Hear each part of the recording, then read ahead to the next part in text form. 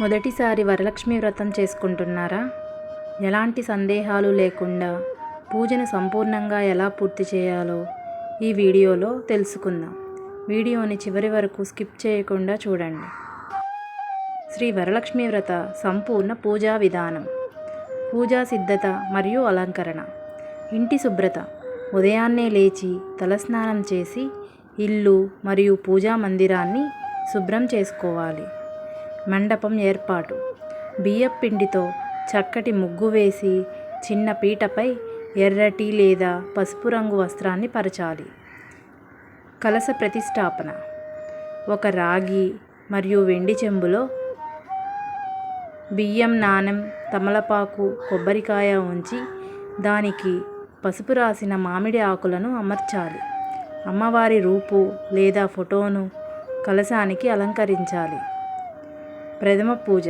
గణపతి పూజ. పూజ ఎలాంటి విఘ్నాలు లేకుండా సాగటానికి ముందుగా పసుపు వినాయకుడిని తయారు చేసి ప్రతిష్ఠించాలి. మంత్రం మరియు ప్రార్థన. ఓం శ్రీ మహాగణాధిపతయే నమః. పసుపు గణపతికి పువ్వులు, అక్షింతలు, ధూపం, దీపం మరియు చిన్న బెల్లం ముక్కను నైవేద్యంగా సమర్పించాలి. సంకల్పం. చేతిలో అక్షింతలు, నీళ్లు, పువ్వు పట్టుకొని గోత్రనామాలు చెప్పుకోవాలి. కుటుంబ శ్రేయస్సు, దీర్ఘ సుమంగళ ప్రాప్తి మరియు సకల ఐశ్వర్యాల కోసం వరలక్ష్మి వ్రతాన్ని ఆచరిస్తున్నట్లు సంకల్పం చెప్పుకోవాలి. అంగపూజ మరియు అష్టోత్తర శతనామావళి. అమ్మవారికి పాద్యం, ఆడ్యం, ఆచమనీయం సమర్పించాలి. అంగపూజ. అమ్మవారి ఒక్కో అవయవాన్ని స్మరిస్తూ పువ్వులు, అక్షింతలతో పూజించాలి. ఉదాహరణకు ఓం వరలక్ష్మ్యే నమః పాదౌ పూజయామి. అష్టోత్తరం. శ్రీ వరలక్ష్మీదేవ్యే నమః అంటూ శ్రీ వరలక్ష్మి అష్టోత్తర శతనామావళి 108 నామాలు చదువుతూ అక్షింతలు, పువ్వులు లేదా కుంకుమార్చన చేయాలి. తోరగ్రంథి పూజ మరియు తోరం ధారణ.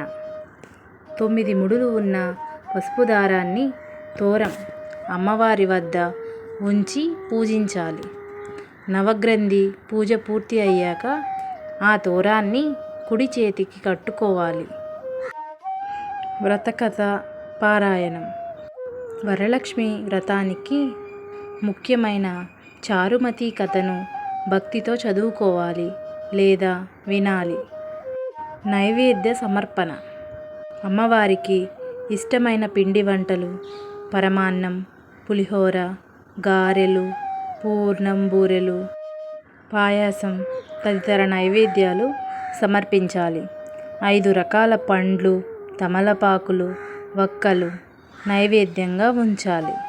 మంగళహారతి మరియు మంత్రపుష్పం. కర్పూరంతో లేదా నెయ్యి దీపంతో అమ్మవారికి మంగళహారతి ఇవ్వాలి. శ్రీ వరలక్ష్మీదేవ్యే నమః సువర్ణ దివ్య మంగళహారతిం సమర్పయామి. చేతిలో పువ్వులుంచుకుని మంత్రపుష్పం చదివి అమ్మవారికి సమర్పించాలి. ఆత్మ ప్రదక్షిణ నమస్కారాలు చేయాలి. వాయన దానం. పూజ ముగిశాక ముత్తైదువులకు పసుపు, కుంకుమ, గాజులు, పండ్లు, తోరం మరియు తాంబూలంతో కూడిన వాయనం ఇవ్వాలి.